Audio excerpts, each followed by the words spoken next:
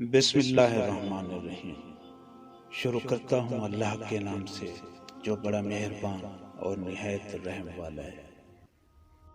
مرتی ہوئی ایک طوائف کے آخری الفاظ۔ ہر شخص اپنے ذہن کا اعلیٰ فرعون تھا۔ کچھ عورتیں ان کے سر پر عیش کرتی ہیں جن کے سر پر بال بھی نہیں ہوتے۔ کوئی لڑکی کسی سے محبت کرے تو یہ ضروری نہیں کہ وہ بد کردار ہو۔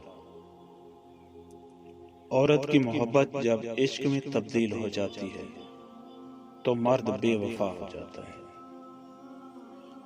عورت سے عشق و محبت کا واحد مقصد جسمانی لذت ہوتا ہے۔ عورتوں کے ساتھ ہمدردی جتانے اور ان کی آزادی کے حق میں بات کرنے والے 80% مرد ٹھرکی ہوتے ہیں۔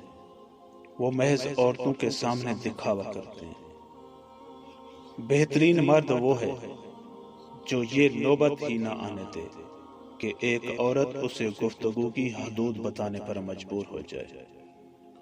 مردانگی یہ نہیں کہ کتنے پھنسا سکتے ہو، بلکہ مردانگی یہ ہے کہ ایک کے ساتھ کتنا نبھا سکتے ہو۔ عورت اپنے شوہر کی کمائی کا زیادہ تر حصہ اپنے اوپر اس غرض سے خرچ کرتی ہے کہ دوسرے مردوں کی توجہ حاصل کر سکے۔ عورت خوبصورت اور مرد امیر ہو تو سچی محبت ہونے میں دیر نہیں لگتی۔ محبت میں سب طاقتیں ہوتی ہیں، بس ایک بولنے کی قوت نہیں ہوتی۔ محبت جتنی بھی پاک ہو، نکاح کے بغیر حرام ہے۔ 4 بیویوں کی خواہش رکھنے والا مرد 4 بیٹیوں کی پیدائش پر رونے لگ جاتا ہے۔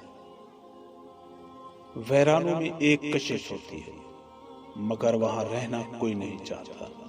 جیسے اجڑے ہوئے لوگوں کو جاننا ہر کوئی چاہتا ہے، مگر اپنانا کوئی نہیں چاہتا۔ عورت کا بھروسہ جیت کر اس کا دل توڑنے والا انسان انتہائی بے غیرت ہوتا ہے۔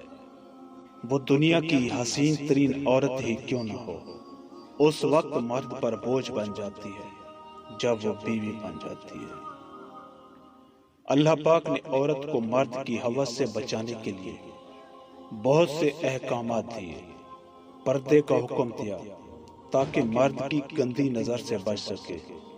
اللہ اتنا رحیم ہے کہ مرد کو تاکید کی کہ اگر بے پردہ عورت نظر آئے تو اپنی نظر جھکا لے۔ یہاں بھی عورت کی عزت ملحوظ خاطر رکھی گئی۔